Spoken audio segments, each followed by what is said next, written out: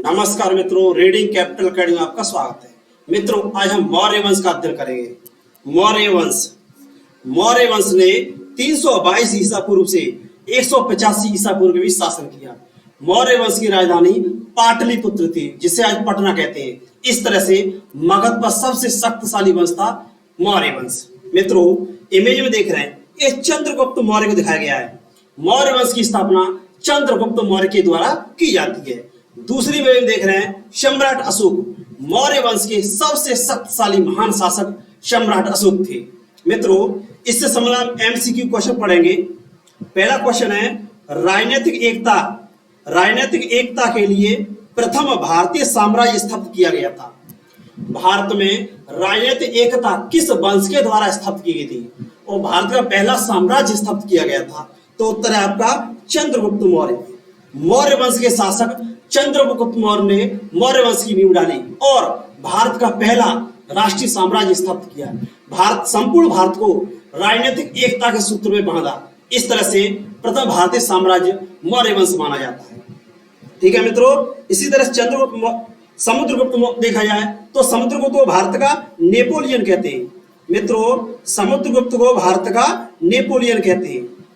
इसी तरह हर्ष देखा जाए, हर्ष पुष्यभूति बर्तर वंश के शासक थे और इन्होंने राजधानी कहाँ बनाई थी? कन्नौज। ठीक है मित्रों, कनिष्क ये उत्तर पश्चिम भारत में शासक थे और कनिष्क के समय चतुर्थ बौद्ध संगीत हुई थी। चतुर्थ बौद्ध संगीत किसके समय हुई थी? ये हुई थी कनिष्क के समय। इस तरह से मित्रों, इसका एग्जैक्ट आंसर हो जाएगा आपका चंद्रगुप्त मौर्य। भारत में राजनीतिक एकता स्थापित करने का कार्य सबसे पहले किसके द्वारा किया गया था? चंद्रगुप्त मौर्य के द्वारा। इनके द्वारा मौर्य वंश की नींव डाली जाती है और भारत में राजनीतिक एकता स्थापित की जाती है। नेक्स्ट क्वेश्चन है, क्वेश्चन नंबर 2। यूनानी लेखक जस्टिन द्वारा सेंड्रोकोट्स किसे कहा गया है? यूनानी लेखक है जस्टिन, उन्होंने सेंड्रोकोट्स किससे संबोधित किया? तो चंद्रगुप्त मौर्य को। चंद्रगुप्त मौर्य को यूनानी लेखक सेंड्रोकोट्स कहते हैं, सेंड्रोकोटस। ठीक है मित्रों, नेक्स्ट है क्वेश्चन नंबर 3। इंडिका का लेखक मेगास्थनीज किसके दरबार में आया था? इंडिका की रचना किसने किया? मेगास्थनीज ने। यह चंद्रगुप्त मौर्य के दरबार में आया था। मेगास्थनीज सेल्यूकड निकेटर का राजदूत था और यह चंद्रगुप्त मौर्य के दरबार में आया था। इसने इंडिका की रचना की है। मित्रों, इसमें पाटलिपुत्र नगर है। इस पाटलिपुत्र नगर के प्रशासन, पाटलिपुत्र का प्रशासन, इसमें विवरण दिया है कि पाटलिपुत्र का प्रशासन 5 सदस्यों वाली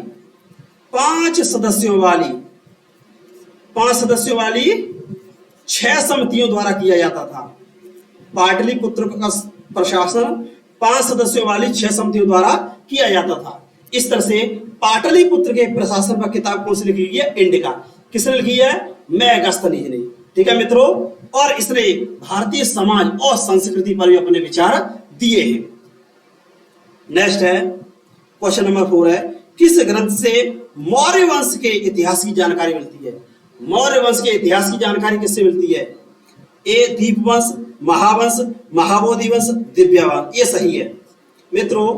दीपवंश और महावंश ये श्रीलंकाई बौद्ध ग्रंथ हैं। इनसे मौर्य वंश की जानकारी प्राप्त होती है। मुद्रा राक्षस, अर्थशास्त्र, कथा सरित सागर और बृहद कथा मंजरी, मित्रों इनसे भी मौर्य वंश की जानकारी प्राप्त होती है। बृहद कथा मंजरी है मित्रों।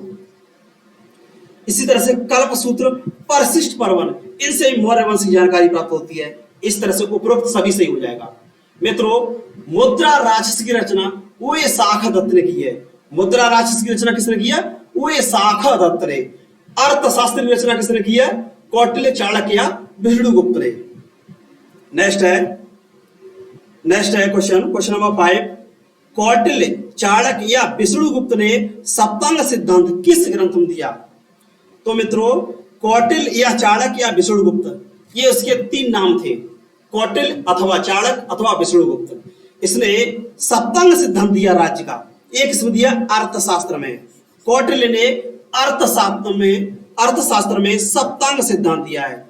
सप्तांग सिद्धांत, इसमें सप्तांग सिद्धांत में राज्य के 7 अंग माने, राज्य के 7 अंग। कितने अंग हैं राज्य के? 7 अंग। कौन से? स्वामी, स्वामी मीन्स राजा, अमात्य, अमात्य का मतलब मंत्री, स्वामी, अमात्य, जनपद, इस तरह दुर्ग, कोश, दंड और मित्र। इस तरह से मित्रों कौटिल्य या चाणक्य ने अर्थशास्त्र की रचना की है। यह राजनीति का ग्रंथ है, राजनीति और शासन कला का ग्रंथ है अर्थशास्त्र। नाम तो अर्थशास्त्र है लेकिन बेसिकल पॉलिटिकल साइंस की बुक है और इसमें राज्य का सप्तांग सिद्धांत दिया है और राज्य के 7 अंग होते हैं। ठीक है मित्रों। नेक्स्ट है क्वेश्चन नंबर 6 है, मालवा, गुजरात और महाराष्ट्र किस शासन ने पहली बार जीता था? तो मित्रों मौर्य वंश के महान शासक थे चंद्रगुप्त मौर्य। इनके द्वारा, चंद्रगुप्त मौर्य के द्वारा मालवा, गुजरात और महाराष्ट्र को जीता गया था। इस तरह से मगध एक शक्तिशाली राजवंश स्थापित हुआ। इसने भारत को, संपूर्ण भारत को अर्थात अधिकांश भारत को राजनीतिक एकता के सूत्र में बांधा। इस तरह से मौर्य वंश को भारत का प्रथम साम्राज्य वंश कहा जाता है। नेक्स्ट है अभिलेख। कौन सा अभिलेख है जिससे प्रमाणित होता है कि चंद्रगुप्त मौर्य का प्रभाव पश्चिम भारत में था? कौन सा अभिलेख है? यह अभिलेख पूछा गया है, कौन सा अभिलेख है जिससे सिद्ध होता है कि चंद्रगुप्त मौर्य का साम्राज्य था वो पश्चिम में भारत में था, अर्थात जो राजस्थान और गुजरात और महाराष्ट्र का इलाका है यहाँ पर चंद्रगुप्त मौर्य का भी शासन था। तो कौन सा अभिलेख था मित्रों? ये था रुद्रदामन का जूनागढ़ अभिलेख। रुद्रदामन के जूनागढ़ अभिलेख से पता चलता है कि चंद्रगुप्त मौर्य का शासन गुजरात के सौराष्ट्र तक था। क्योंकि चंद्रगुप्त मौर्य ने यह सौराष्ट्र क्षेत्र जीत लिया, तब यहाँ पर सुदर्शन झील का निर्माण किया था और सुदर्शन झील का निर्माण की जानकारी मिलती है जूनागढ़ अभिलेख से। नेक्स्ट है क्वेश्चन नंबर 8, चंद्रगुप्त मौर्य के किस अभिलेख से अकाल के समय राहत कार्य किए जाते हैं? जब किसी क्षेत्र अकाल पड़ता है जैसे भूकंप, ज्वालामुखी या चक्रवात या अन्य कोई आफत आता है, तब उस समय जनता की सहायता की जाती है, राहत कार्य किया जाता है। तो किस अभिलेख से ज्ञात होता है? तो चंद्रगुप्त मौर्य का अभिलेख है सोहगवारा का ताम्रपत्र अभिलेख, ये सही है। दूसरा महास्थान अभिलेख, ये भी सही है। ए और बी दोनों सही है मित्रों, इसके सी सही होगा। सोहगवारा ये गोरखपुर में है, गोरखपुर के सोहगार से ताम्रपत्र अभिलेख है। इस ताम्रपत्र अभिलेख से पता चलता है कि अकाल के समय जनता को राहत सामग्री पहुंचाई थी।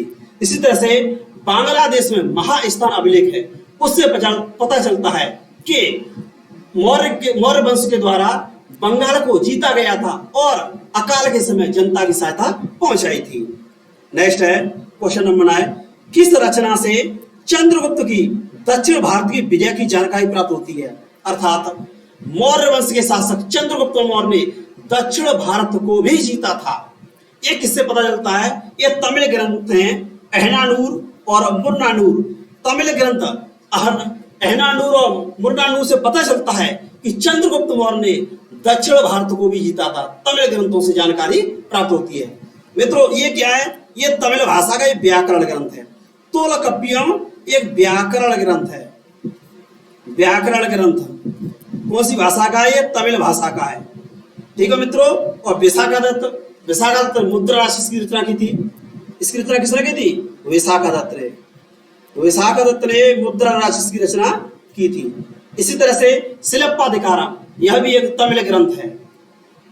नेक्स्ट है क्वेश्चन नंबर 10, किस यूनानी शासक को चंद्रगुप्त मौर्य ने 305 ईसा पूर्व में पराजित करके काबुल, कंधार, मकरान, हेरात जैसे राज्यों पर अधिकार कर लिया था?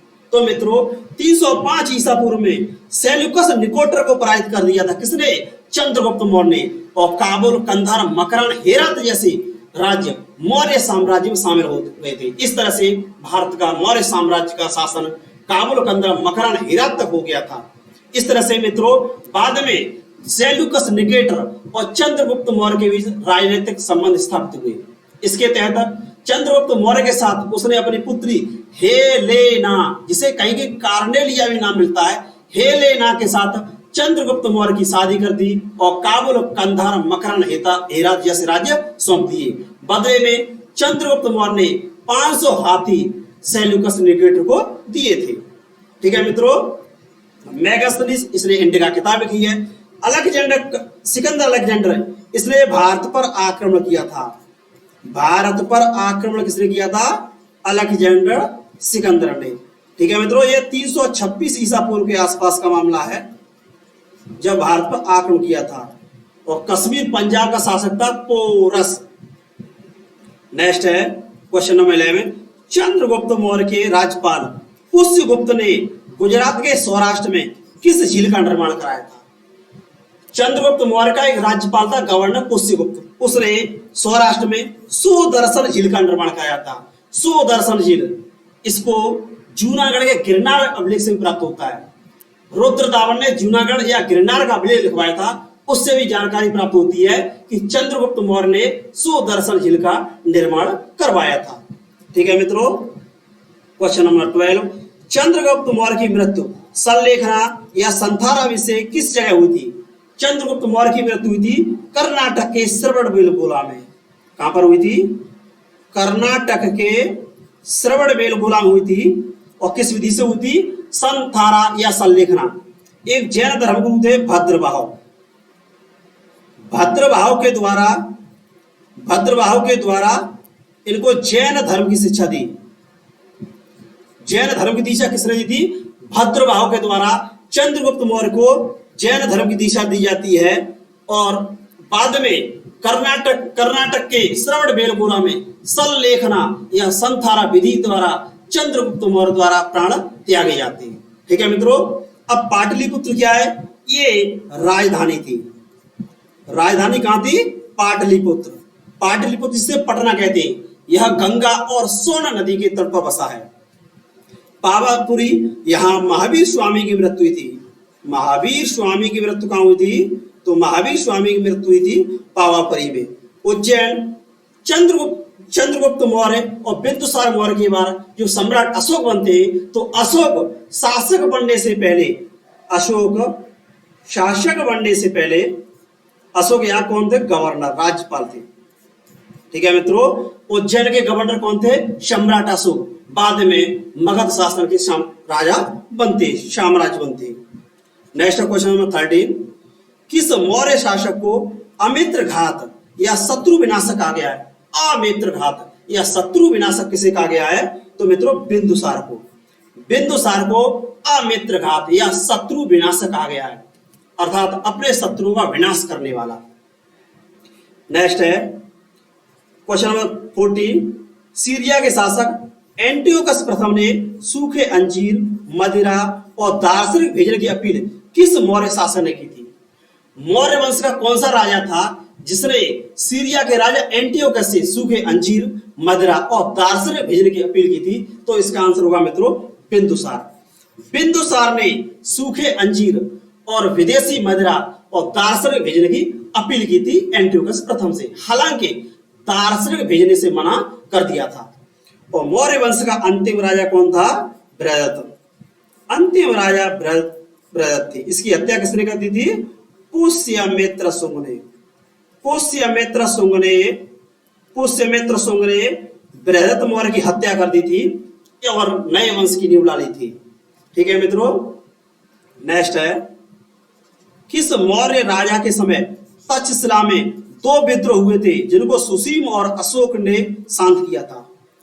मित्रों इसका आंसर होगा बिंदुसार। बिंदुसार के समय तक्षशिला में 2 विद्रोह हुए थे, जिसमें पहले विद्रोह में सुसीम को भेजा, दूसरे में अशोक को भेजा। अशोक ने इस विद्रोह को शांत कर दिया था। इस तरह से बिंदुसार मौर्य के समय तक्षशिला में 2 विद्रोह हुए थे। नेक्स्ट है क्वेश्चन नंबर 16। मिस्र के राजा टोलमी द्वितीय फिलाडेल्फस ने बिंदुसार के दरबार में कौन सा राजदूत भेजा था? बिंदुसार के दरबार में कौन सा राजदूत भेजा था? ये भेजा था डायोनिसिस। डायोनिसिस जो कि मिस्र का एक राजदूत था, यह बिंदुसार के दरबार में भेजा गया था। और सीरिया के नरेश ने कौन सा भेजा था? सीरिया का राजदूत था डायमेकस। ठीक है मित्रों, और ये मेगास्थनी किसके समय आया था? चंद्रगुप्त मौर्य के दरबार में आया था। ठीक है मित्रों, और ये किसका था? निकेटर का। सेल्यूकस निकेटर का राजदूत था। ये लंबे समय तक पाटलिपुत्र में रहा था। और सीरिया का राजदूत था डायमेकस। ठीक है मित्रों, डायमेकस। इस तरह से क्वेश्चन नंबर 17 है, बिंदुसार आजीवक संप्रदाय का अनुयायी था, इसकी स्थापना किसने की थी? आजीवक संप्रदाय, इसकी स्थापना की थी मित्रों मखलीपुत्र घोषाल ने। मखलीपुत्र घोषाल ने आजीवक संप्रदाय की स्थापना की थी। यह एक भाग्यवादी सिद्धांत है, भाग्यवादी। आजीवक संप्रदाय कैसा है? भाग्यवादी संप्रदाय है, अर्थात जो कुछ होगा वो भाग्य के अनुसार होगा, व्यक्ति कुछ नहीं कर सकता, ऐसा मानना है इसका। ठीक है मित्रों। और सिद्धार्थ गौतम बुद्ध ने, इन्होंने बौद्ध धर्म की स्थापना की थी। बौद्ध धर्म की स्थापना किसने की थी? सिद्धार्थ गौतम बुद्ध ने। और महावीर स्वामी किससे संबंधित है? यह जैन धर्म से संबंधित है। वसवण्णा, यह कर्नाटक के लिंगायत संप्रदाय संबंधित है। कर्नाटक में लिंगायत धर्म के लोग रहते हैं। लिंगायत धर्म के लोग बसवण्णा ने स्थापित किया था। ठीक है मित्रों। इस तरह से आज हमने मौर्य वंश का अध्ययन किया। मौर्य वंश का मित्रों, यह भारत का सबसे प्राचीन एक राष्ट्रवादी मूल्यों को शामिल करने वाला वंश था, क्योंकि इसने राजनीतिक एकता स्थापित की। भारत का पहला राजवंश था जिसने राजनीतिक एकता स्थापित की। किस वंश ने राजनीतिक एकता स्थापित की? तो मौर्य वंश ने स्थापित की। लगभग संपूर्ण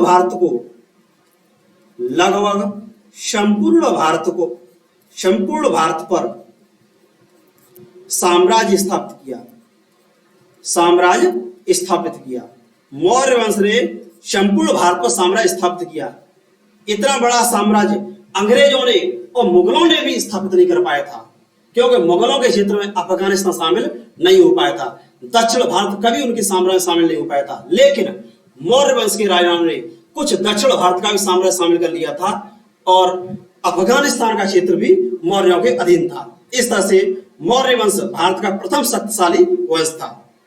मित्रों, जो मगध साम्राज्य था, मगध पर कई राजवंशों शासन किया था। इसमें एक वंश था हर्यंक वंश। ठीक है मित्रों। इसके बाद वंश था शिशुनाग वंश। उसके बाद किस वंश ने शासन किया? उसके बाद वंश ने शासन किया था नंद वंश। और नंद वंश के बाद अंतिम बार शासन किसने किया? मौर्य वंश। इस तरह से इन वंशों के द्वारा हर्यंक वंश, शिशुनाग वंश, नंद वंश और मौर्य वंश, इन चार वंशों के द्वारा मगध पाटलिपुत्र पर शासन किया गया था। इस तरह से मौर्य वंश, इनको मगध साम्राज्य कहा जाता है। क्या कहा जाता है? मगध साम्राज्य। और इस मित्रों, मगध साम्राज्य की राजधानी कहां थी? पटना थी। मगध साम्राज्य की राजधानी पटना थी और मौर्य वंश ने भारत में पहली बार राजनीतिक एकता स्थापित की और लगभग संपूर्ण भारत पर साम्राज्य स्थापित कर लिया था। इस तरह से मौर्य वंश हमारे इतिहास में काफी महत्वपूर्ण भूमिका निभाता है। धन्यवाद मित्रों।